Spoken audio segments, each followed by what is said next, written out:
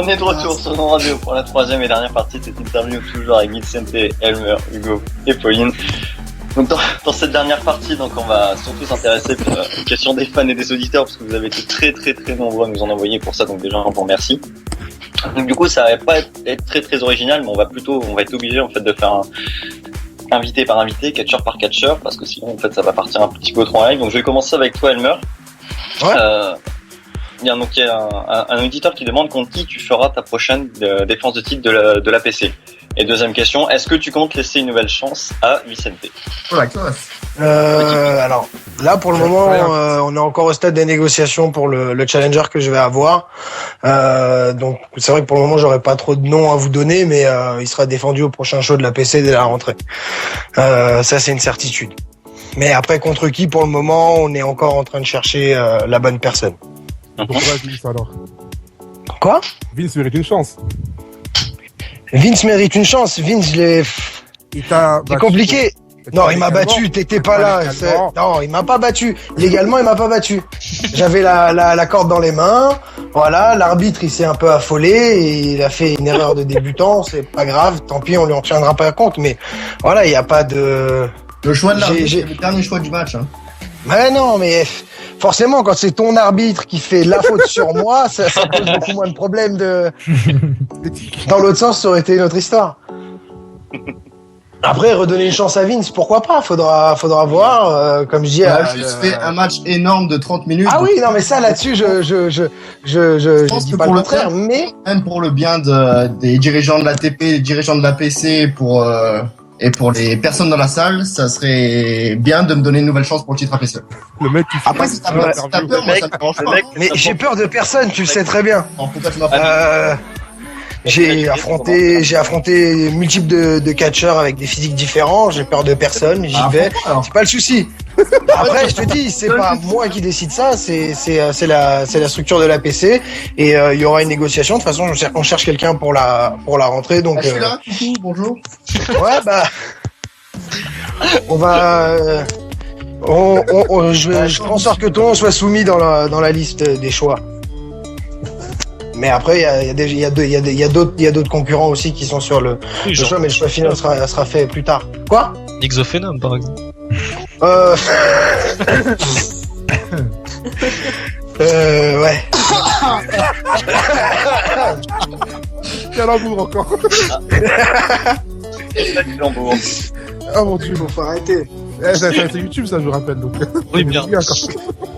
On va enchaîner toujours pareil sur Elmer et dédicaces. On a eu une dédicace, enfin, c'est pas vraiment une question du coup. J'ai vu des photos de vous, de votre évolution physique au fil des années. Félicitations, le travail paye et ça me motive accessoirement. Donc justement, c'est ce qu'on disait en début d'émission, Elmer, concernant ta transformation physique. Ouais. Si tu aurais quelque chose à dire justement pour motiver ces personnes qui apparemment... Après c'est comme on le disait, c'est comme pour le catch, les transformations physiques, tout va se jouer dans le mental. Va jamais falloir baisser les bras, va jamais falloir se démobiliser. C'est un combat de tous les jours, c'est dur par moments. Il y a des moments où on a l'impression qu'on n'évolue pas, donc on le vit mal, alors qu'en fait on évolue, mais nous on a tellement le nez dessus qu'on s'en rend pas compte finalement. Donc c'est très compliqué. C'est important pour rester motivé de prendre des photos régulières de son évolution.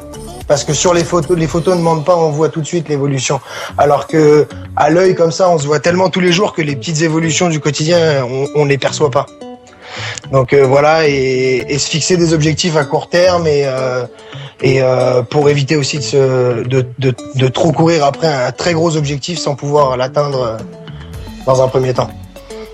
D'accord, et j'aurais une question un peu plus technique, si j'ose dire. Au niveau de ce que tu disais pour ton programme de musculation, tu faisais entièrement de la musculation, ou bien tu as commencé par de la sèche, tes programmes ça se passait comment en fait? Alors c'est en fait, si tu veux, ça fait maintenant depuis début 2013, si ma mémoire est bonne, que je suis suivi, enfin que j'ai un coach qui me fait mes diètes, aussi bien pour de la prise de masse ou une sèche. Mais j'ai commencé d'abord par maigrir. C'est pas vraiment une sèche en fait, c'est plus un régime. J'ai perdu pendant 2 ans 35 kilos. On m'a opéré pour m'enlever en fait la peau qui était distendue, qui m'en reste encore un peu, mais on m'a opéré Et après, quand j'ai commencé, c'est à ce moment-là que j'avais commencé le catch. C'est la transition entre la perte de mes 35 kilos et mon opération. Peu de temps après, je m'y suis mis au catch et j'ai commencé à me faire suivre par un coach pour me faire des diètes, puisque la clé de la réussite, ce sera ce qu'on va manger dans l'assiette. Faut pas croire. C'est pas la partie musculation, c'est la partie facile, si vous voulez, de l'évolution. Vraiment, la partie compliquée, c'est de rester mobilisé et de se cantonner à ce qu'on doit manger pour pouvoir avancer. Ouais, parce que ce que j'allais dire, c'est que ouais, si forcément tu fais des efforts, c'est tous les jours, hein, forcément, et que Oui. à côté tu grignotes ou bien que tu manges vraiment plus que ce que tu dois manger, et des produits pas forcément sains, c'est sûr que ça va pas forcément évoluer ton programme. Voilà, c'est ça. Faut vraiment rester concentré, aller voir un professionnel. Je pense que c'est la meilleure des solutions. Je suis allé voir un coach, un préparateur physique. Enfin voilà, je suis allé voir ça parce que c'était le mec à la salle qui me voyait, je le voyais, c'était le plus massif et je voulais avoir.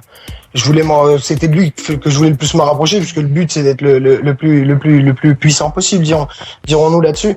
Donc je suis allé le voir, j'ai parlé avec lui, on a sympathisé et donc du coup il s'occupe de ma bouffe, parce que nous-mêmes on n'a pas toutes les connaissances qu'ils ont eux de leur vécu, de ce qu'ils ont fait pour préparer leur compète ou quoi. Donc c'est super important d'avoir quelqu'un qui s'y connaît vraiment là-dedans, vous faire un vrai programme et vous cantonner à ce qu'on vous dit, pas plus, pas moins, enfin vraiment se cantonner aux petites portions qu'on vous donne et s'armer de patience. Après, c'est de la patience. Je vais changer un petit peu de personne et passer sur Hugo et Pauline au niveau des questions des auditeurs et des fans. Donc, tout d'abord une question pour Hugo. Est-ce que, tout simplement savoir d'abord quel est ton palmarès. J'avais confondu avec une autre question. Donc il y avait un fan qui demandait quel était ton palmarès depuis que tu as commencé. J'ai eu 2 palmarès en Amérique latine, un championnat panaméricain et ce qu'on appelle un championnat panaméricain là-bas, qui regroupe vraiment l'Amérique latine, enfin l'Amérique du Sud, de l'Argentine jusqu'au Panama en fait, et un titre sud-américain, voilà. D'accord. Et enfin une dernière question. Pardon ? Désolé, je te coupe, mais il y a Non, pas de vas-y. Pardon ? Pas de titre en France, pas de titre en France. En France, non. Ouais. J'ai pu participer à bon, c'est pas un titre, hein. J'ai gagné un tournoi récemment en Belgique. C'était le tournoi des 4 continents, donc on était 4 lutteurs à représenter chacun son continent. Donc il y avait l'Asie, l'Amérique, il y avait l'Afrique et l'Europe. Et donc je suis sorti vainqueur de ce tournoi. Sinon pour ce qui est vraiment championnat, j'ai participé à des championnats mondiaux à l'AVS. J'ai pas pu j'ai pas réussi à l'avoir. Et là en ce moment il y a des projets pour peut-être participer à des tournois pour un championnat mondial en Belgique. Et pourquoi pas celui de la PC, celui d'Elmer justement, qui cherche un adversaire? Oui, pardon, celui d'Elmer, oui, on l'avait mis en jeu, j'avais complètement zappé. On l'avait mis en jeu. Merci. On s'est affronté. Non, mais c'est pas ça, mec. Non, je respecte beaucoup le travail qu'on a fait et tout, mais tu sais, je vois tellement de choses que des fois j'oublie beaucoup de choses. Mais avec Elmer, bon, c'est un petit peu particulier. J'oublie aussi Ragnar avec la TPW récemment. Exactement. D'ailleurs, faudrait que je vous en parle parce que j'ai quand même une vidéo où j'ai les épaules levées. L'arbitre il compte 3 quand même. J'ai pas compris. Non mais quand je dis qu'il y a un problème avec cet arbitre, je me montre. Non mais tu vois le truc. Ils sont le même show. Non mais en plus oui, les deux catcheurs APC ils sont escroqués, ça choque personne. Et c'est Marseille, c'est pas étonnant. Donc enfin bref, voilà, mais bon c'est. Ça veut dire quoi ça, Joël? C'est une chose qui arrive, voilà. Après à nous de bouger les fesses pour faire des demandes et voir comment on règle ça. Non, voilà, oui, j'ai eu pas mal j'ai participé à pas mal de tournois, pas mal de choses, mais ici en Europe et en France, ici en France, non, en France et en Europe, non, j'ai jamais pu participer à des titres. Bah, des titres européens, je peux pas, je suis pas français, je suis pas européen. Un titre national, je peux pas, je suis pas français. Donc, il y a que les titres mondiaux auxquels je peux participer. Oui, c'est ça. Donc, en fait, le tournoi que tu as remporté, c'était en tant que catcheur originaire des Amériques, du coup. Voilà, de l'Équateur, Amérique du Sud, Amérique du Nord, je représentais l'Amérique. Les deux Amériques, voilà, là c'est un tournoi, c'est pas un championnat, c'est un tournoi. Mais niveau championnat, voilà, il y en a un qui se prépare, je te dis, en Belgique, ils veulent que je participe au tournoi. Voilà, on va faire en sorte de l'avoir. Justement, parce qu'on parle de préparation, comment est-ce que tu fais justement ta préparation aussi bien physique que mentale avant un match? Alors, quand tu parles d'avant un match, c'est quoi? Juste tout de suite avant le combat ou vraiment pour Non, arriver à partir du moment où on t'annonce ton match, ou que tu te prépares pour un tournoi, à partir du moment où t'es booké, comment tu te prépares? Bah écoute, je pense que c'est c'est peut-être bizarre ce que je vais te dire, mais enfin, je veux pas, comment on dit en français, dénigrer, je veux pas rabaisser qui que ce soit, mais c'est peut-être méchant, ça va paraître méchant, mais c'est plus ou moins à la tête du client. Quand on m'a dit que moi, que j'étais contre Elmer, tu vois, ou même contre Ragnar, voilà, Ragnar, c'est un mec, il pèse combien, 130 kilos peut-être, il est plus grand que moi. Elmer, le mec, il est un petit chouïa plus grand que moi, mais il est aussi puissant que moi. Donc à la salle, je vais tout simplement doubler d'efforts, tu vois. Moi, en muscu, j'entraîne beaucoup avec ce qu'on appelle la force athlétique, le powerlifting. En général, mes entraînements habituels, ça va avec des barres qui vont de 130 à 160, 140 kilos. Mais quand j'ai des tournois comme ça avec des mecs vraiment imposants, on va les avoir. Mes barres, je vais passer à beaucoup plus. Je vais passer à du 250 kilos, à du 220, vraiment pour avoir vraiment un gain de puissance extrême et voilà, être au top, tu vois, même niveau cardio, tout ça. Je le disais tout à l'heure, je fais 115, 116 kilos et malgré mon poids, j'ai un énorme cardio, tu vois. Je peux tenir, je me prépare beaucoup pour ça. D'accord. Donc en fait, ouais, voilà. tu peux varier, tu peux t'adapter un peu par rapport à l'adversaire que tu as et son physique, si je peux dire. D'accord. Voilà, quand je vois la condition de la personne que j'en face, voilà, c'est pour ça que je te disais c'est un peu la tête du client. Mais je m'entraîne quand même pour affronter un adversaire, voilà, qui soit plus puissant ou moins puissant qu'un autre. Voilà, faut quand même s'entraîner, se préparer pour. Et au niveau catch, pareil, voilà, je vais à la salle, j'essaie d'aller à la salle, voir des nouvelles prises, revoir mes bases, même si ça fait des années que je suis là-dedans, je catch tout le temps, voilà, ça fait pas de mal. Mon petit Romain, est-ce que tu as une question enchaînée ou tu veux que je le fasse? Ouais, il y avait donc c'était des questions groupées pour Hugo et Pauline, hein, donc les deux. Donc là, on va passer sur Pauline. Il y a un auditeur qui dit, et je cite, je veux revoir un match entre toi et Shanna. Tu penses que cela pourrait se refaire prochainement? Quelle est ta réponse? J'ai pas compris, excuse-moi. La blonde est de retour. Désolé. Non, pas de souci. L'auditeur a demandé à revoir un match entre toi et Shanna, et il voulait savoir si cela se referait un jour. Oui, bien sûr. Pourquoi ça se referait pas? Et après, voilà, c'est au promoteur aussi de voir. Et moi, je suis toujours partante pour affronter n'importe quelle catcheuse. Moi, Shanna, c'est quelqu'un pour qui j'ai beaucoup de respect. J'ai beaucoup de respect pour ce qu'elle a fait, pour ce qu'elle fait toujours d'ailleurs. Et j'ai beaucoup appris pendant mon match contre elle, donc ce sera avec grand plaisir de refaire un match face à Shanna. Et plus globalement, comment est-ce que tu juges le catch féminin en France? Hugo? Ou Non, moi? toi. Oui. Ah, moi? J'avais compris Hugo. Non. Bah, c'est comme partout, hein. Il y a du bon, il y a du mauvais, hein, je pense. Après, je vise personne en particulier, mais il y a des filles, heureusement, il y en a qui se défoncent dans le catch ou même à côté, à la salle de sport, tout ça, et puis il y en a d'autres qui font ça comme ça, parce qu'il faut faire, voilà. Et donc ça casse du coup l'image que nous on essaye de donner de vraies sportives, voilà. Je trouve que ça casse l'image et c'est dommage. Et ça va être une question peut-être. J'hésitais un peu à la poser parce que je trouve que c'était un peu déplacé si je peux dire ça. Mais est-ce qu'au niveau du catch féminin en France, il y a ce côté un peu aguicheur comme on peut le retrouver à la WWE ou à la TNA?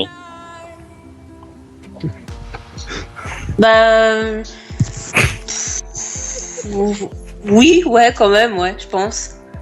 Non, enfin voilà, il y a un match féminin généralement par gala. Ouais, je pense que dans nos tenues, tout ça, après, tout le monde, on choisit tous de s'habiller comme on veut, mais après voilà, il y en a, elles aiment bien mettre des beaux décolletés, voilà. Enfin après voilà, c'est chacun ses goûts, chacun s'habille comme il veut. Ouais, ça la Je pense tête. Non, c'est pas la tête du client, c'est selon nos goûts et si on a envie de se montrer un peu plus, bah ils le font, hein, c'est pas. C'est quand un catcheur se met en slip, c'est un guicheur aussi. Hein. Ouais, voilà. Ah, mais Non, mais ça qu'il faut comprendre aussi, ça va dans les deux sens. Ah oui, ça tout à fait, je suis tout à fait d'accord, mais c'est parce que au niveau de je parle surtout au niveau des diffusions TV, que ce soit les catcheurs ou même les caméramans qui mettent un petit peu de leur œil guicheur, on met beaucoup plus l'accent sur des divas qui sont, comment dire, c'est quand même, qui sont simplement c'est quand même plus plaisant à voir, mais c'est ça la partie show, la partie spectacle, paillettes du catch, c'est normal. Ah, c'est normal. Du coup, je pense qu'on va pouvoir donc enchaîner avec Vicente, le tombeur de ces dames. Le moment Vicente, on l'a eu. Attention, Vicente en slip, c'est pas un guicheur. Hein. Bon, alors, il faut trier parce que entre les... Ah non, il n'y a pas de question catch, donc il n'y a pas besoin de trier. Non, diffusez directement son numéro de téléphone, ça sera plus simple. Il y a une question 4 qui demandait est-ce que tu comptes vraiment mettre un terme à ta carrière en fait. Il y avait une rumeur de fin de carrière pour toi. Non, c'était pas une rumeur, c'était juste, j'avais posé un truc comme quoi je prenais une petite pause en fait pendant l'été. Non, bah comme la plupart des personnes ont pu le voir sur la prochaine affiche, je suis dessus, donc je serai sur le show également. Donc voilà. Que dire sur ça? Depuis mon élimination au tournoi TPW, c'est vrai que je me suis pas mal remis en question en fait. J'ai enchaîné défaite sur défaite sur défaite et j'ai aussi en juillet j'ai souffert d'une petite blessure, une fissure de l'arête nasale, encore une. Et donc au bout d'un moment on est obligé de se remettre en question un petit peu. Est-ce que ça vaut vraiment le coup? Après quand t'enchaînes pas mal de défaites, tu te dis est-ce que t'es aussi bon? Est-ce que ça vaut la peine de continuer et tout ça? Mais comme Hugo le disait en début de l'émission, en fait, le catch c'est vraiment une drogue quoi. Et quand tu t'absentes un mois ou deux, t'as vraiment, là j'ai vraiment la patate de reprendre en septembre et de faire mon match quoi. Vraiment, je m'entraîne et tout et j'espère cette fois-ci décrocher une victoire parce que ça fait, je crois que la seule victoire que j'ai eue cette année c'était contre toi Hugo et c'était en Suisse. Donc voilà, c'est la seule victoire que j'ai eue en 2015. On est quand même presque en septembre. Donc voilà. Oui, cet été, je me suis un peu remis en question, mais là, c'est bon. J'ai reçu pas mal de messages positifs sur Facebook, tout ça. Et on voit ça. Ouais, des messages positifs. On va en parler. tu parlais justement de ta blessure. Et il y a une question. En veux-tu au catcheur? Le lendemain, j'ai catché contre Peter Fischer quand même. Ah ouais, juste le lendemain de ta... Ouais, d'accord, ok, ouais, d'accord. Ouais, c'était le 13 juillet, je me suis blessé. Le 14 juillet, j'ai affronté Peter en Haute-Normandie. Ah ouais, c'était vraiment... Ouais. Pourquoi fallait écouter le médecin, fallait pas continuer. C'est toi qui parles. Tu vois, non mais... C'est très dur, tu vois, c'est plus fort que nous. C'est plus fort que nous. Le match. Oui, d'accord, c'est pour ça, ouais, qu'on pose. Le match est prévu, les gens attendent, tu t'es entraîné pour ça et tout. C'est pas une petite blessure au nez qui va t'empêcher de catcher, quoi. Oui, bien sûr, d'accord. Et écoutez, c'est pour ça qu'on posait ces questions, pour savoir le profil d'un catcheur par rapport à tout ça. Et par rapport à ta blessure, tu disais, il y a un auditeur qui a posé la question suivante. Est-ce que t'en veux aux catcheurs qui t'ont cassé le nez 2 fois et à ceux aussi qui se moquent de ça? Alors, est-ce que j'en veux au catcheur? Non, pas spécialement. Mais après, je me dis, un bon catcheur, c'est un catcheur qui sait faire mal, mais qui ne blesse pas son adversaire. Et donc, un catcheur doit toujours regarder là où il frappe. Voilà. Après, j'en veux pas particulièrement aux 2 personnes, mais juste un bon catcheur est un catcheur qui ne blesse pas son adversaire.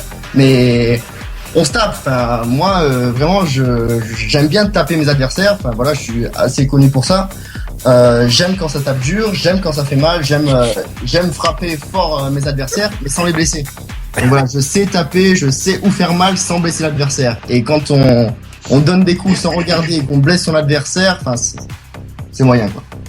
Et à ceux qui se moquent de ça, justement, qu'est-ce que t'en penses? Enfin, qu'est-ce que t'as à dire, justement? Qu'ils en rigolent, quoi. Enfin, ça va pas changer ma vie, quoi. Qui parlent sur mon nez ou sur mes blessures ou quoi. Qui rigolent. Et après le nez, les blessures, Ah, vas-y. Non, j'allais dire, de toute façon, malheureusement, les gens ont toujours une mauvaise image du catch. Ah, c'est du théâtre, ah, c'est du... une fois, un lutteur, il y avait un catcheur, donc il a fait son match, il s'est pété le bras, il avait le bras complètement retourné. Ouais. Et t'entends les gens du public qui disent, ah, il le fait bien, dis donc. C'est vrai. Bah, Non, mais voilà. Le mec, il a le bras complètement retourné. C'est pas possible, il avait le bras cassé. Et quand t'as les pompiers qui arrivent, ah bah, les pompiers sont même dans le coup. Le truc, c'est Non, que c'est- ouais, le 13 juillet, j'ai vraiment immaculé le ring de sang. J'avais vraiment le nez qui pissait de partout. Même l'arbitre a arrêté le match tellement ça saignait. Et quand je suis sorti du ring, j'entendais une femme dire à son fils, t'inquiète pas, c'est du ketchup. Donc voilà, j'avais envie de m'amener la gueule. Donc oui, j'ai du ketchup dans le nez pendant le match. Ça me fait plaisir. Après, les gens ont toujours un avis négatif sur le catch, donc dès qu'il y a un petit moyen de critiquer, ils le font, enfin, ils se gênent pas, quoi. C'est clair. En tout cas, donc, on peut le dire pour les auditeurs, parce qu'en off, de l'autre côté, on a Lucas Dilio et Peter Fischer dans une autre convo, et on a Lucas qui se moque bien de ta gueule, Vicente. Et pas que de la sienne. Hein. Pour dire gentiment oui, et pas que de la sienne, je crois que vous prenez un peu tous cher de l'autre côté. C'est pas grave, on va se manger pendant l'émission, c'est pas trop C'est grave. pas grave. Y a pas de souci. Donc je vais conclure par une dernière question pour toi, Vicente, parce que bon, Une on seule, parle il y en a justement- quand même plein. Ah ouais, mais il faut savoir, mon Non, mais faut qu'on se donne-lui. dépêche un peu. On attend une question, c'est celle de toutes ses fans. Et voilà, qui veulent c'est ça. exactement. Mais il y en a exactement. beaucoup, il y en a tellement. Ah oui, il y en a beaucoup qui concernent ce sujet-là, mais bon, il faut bien réduire à une seule. Donc, comme je vais le citer, donc bonjour, ma question pour Vince serait de savoir s'il est en couple ou pas. Ne donnez pas mon prénom. C'est la question telle qu'elle a été. Si je suis en couple ou pas, je pense que ça intéresse personne de savoir Oh, ce que c'est nous ça, sommes. elle- Ah, si, ça vous intéresse. Elle s'écoute que pour ça tout à l'heure. Je pense que la question est un peu trop personnelle pour que je réponde en direct.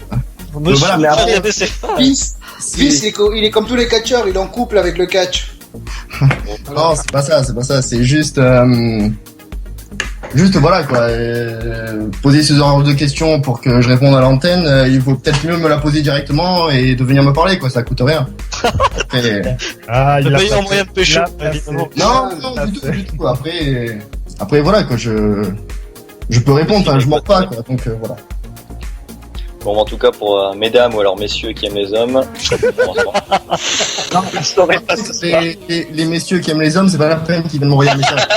Je répondrai pas. Hein. Pour ça, vous irez voir Elmer. Ah bah dommage. Ça veut dire quoi ça? Ah, t'es breton, hein. Et alors? Je sais pas, moi je dis ça comme ça. Ah, j'ai compris pourquoi Lucas se foutait de ma gueule tout à l'heure. Parce que j'ai eu le malheur de dire j'aime quand ça tape dur. Voilà, à mon avis, c'était. Et c'est le côté strong style, les Oui, mecs. même Joanne a rigolé, je l'ai Le entendu. côté strong style. Ouais, mais il est bien chaud, Lucas, à mon avis, je crois que ça va être pas Ouais, mal pour une ça table. va être pas mal, ouais. En tout cas, je pense que là, qu'est-ce qu'il y a Non, parce que là, on va arrêter parce que. je suis assez d'accord quand même. Non, mais de toute façon, ouais, on a fait le tour de toutes les questions, de tout ce qu'on Voilà, avait tu pu vas dire. durer ton temps surtout, hein. Merci de m'avoir coupé encore une fois. Excuse-moi, derrière, t'es gratuit. Ouais, bah comme d'hab, attention avec toi. Je pense qu'on a fait le tour, effectivement, Simon, de toute cette interview. En tout cas, moi, je voulais vous remercier d'être venu sur la radio et de... Si d'avoir- Elmer était en retard. Ouais, ça, faut le rappeler, c'est vrai, il faut le rappeler. Oh putain, les gens avaient oublié là, c'était bien. Ah voilà, Bravo. Lucas Dileo, Peter Fischer, c'est à cause de Elmer si on commence avec Ah, voilà. 1 heure de retard. on va commencer à l'heure où on devait terminer. Ouais, donc, moi il y avait 15 minutes, hein. Après c'est vous avez débordé. Hein. Ah, mais excusez-nous si les invités sont intéressants. Voilà, Excuse- prends-le comme un compliment. Voilà. Il y a eu tout ici. Il y a eu des calembours, il y a...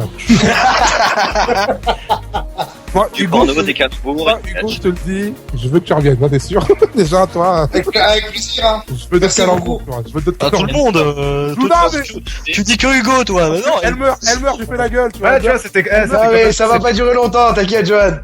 c'était En comme même temps, c'est pas normal qu'il fasse la gueule. Vous arrêtez pas de l'appeler Elmer depuis tout à l'heure, c'est Elmer. Ah putain, enfin un qui sait dire mon nom. Non, moi, Je pensais que c'était une fille qui mourait, moi, elle meurt. Non. Comme Calembour, c'est pas mal, bravo. la tristesse. C'est bien, les deux font la paire, c'est pas mal. L'humour vient de mourir à l'oreille. Voilà, Avec Hugo, l'humour, il meurt tous les jours. Ah bah, De toute façon, à avec partir- Seth, encore pire. À partir du moment où tu rentres sur Zone Radio, l'humour est déjà mort. Merci d'avoir été là. Merci à toi. Ouais, merci à vous. Hein. Il n'y a pas de souci. J'espère à une prochaine. Hein. J'espère sans vous courir après pour vous avouer. J'espère plus rapidement. Surtout Ouais, elle. le mec, il a des punchlines, tu vois. C'est ce que je vous ai couru après pour vous avoir. Donc, en tout cas, j'étais heureux de vous avoir. Et je pense que tous mes collègues aussi. Hein. Ah oui, totalement. On dit aux fans rendez-vous dans 5-10 minutes pour la suite avec The French Flavor. Oui, voilà, l'accent. Redis-le, j'ai mal compris. Non, Ouais, non, dis-le, parce qu'on dirait que t'as avec Lucas Dino et Peter Fischer. Ah ouais, voilà. Voilà, et puis, écoutez, la soirée va être longue, gars, donc, tout de suite, allez. De toute façon, Allez. comme tout à l'heure. Vince le sait, on aime quand ça tape dur. C'est la punchline. C'est la Bisous, punchline. bisous. Ça restera le mot de la fin. On aime que ça tape dur avec beaucoup de calembours. Et bonne soirée. Et bisous à les Merci à Goffenum, vous. sûr.